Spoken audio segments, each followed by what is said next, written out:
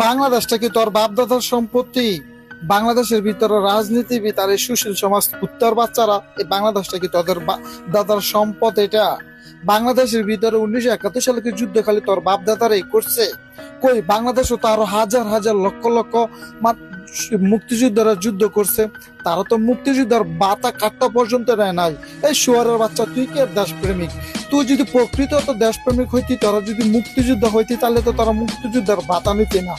আর কিছু কিছু লোক এখন বলে তারা নাকি মুক্তিযোদ্ধার নাতিপুতি, মুক্তিযোদ্ধার নাতিপুতি একটা সাউয়া মাওয়া ফাড়ালাই তুই যারা কিনা এই স্বাধীনতার 55 বছর পরে এসো বাংলাদেশের চিন্তা না করে কে রাজাকার, কে স্বাধীনতার পক্ষে শক্তি, কে স্বাধীনতার বিরোধী শক্তি, এই পাল চালকে যারা রাজনীতি করবো না, রমজান মাসে মুখটা খারাপ করতেছে। কারণ কিছু শুয়ারের বাচ্চারা আছে, তারা স্বাধীনতার চেতনারে অপমান করে তারা রাজনীতি করে।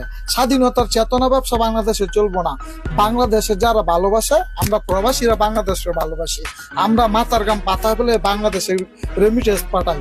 আর সেই রেমিটেন্সের টাকা, সেই রেমিটেন্স দিয়ে বাংলাদেশের অর্থনীতি চাকা সচল থাকে। আর তোরা যারা কিনা এই স্বাধীনতার চেতনা ব্যবসা করো, শুয়ারের বাচ্চারা, তোরা বাংলাদেশের লক্ষ লক্ষ কোটি কোটি টাকা আমরা প্রবাস থেকে দেশে পাড়া, আর তোরা একটা কলমের কোষা দিয়ে কোটি কোটি টাকা দেশের বাইরে তোরা পাচার করস।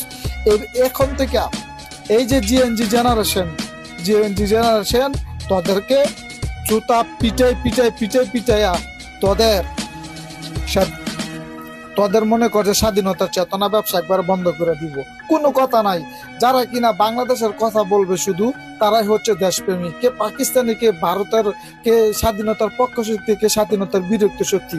স্বাধীনতার 50 বছর পরে সে বাল সাল এখন আর আমাদের দেখা দরকার নেই। হ্যাঁ, আমরা সবাই বাংলাদেশকে ভালোবাসি।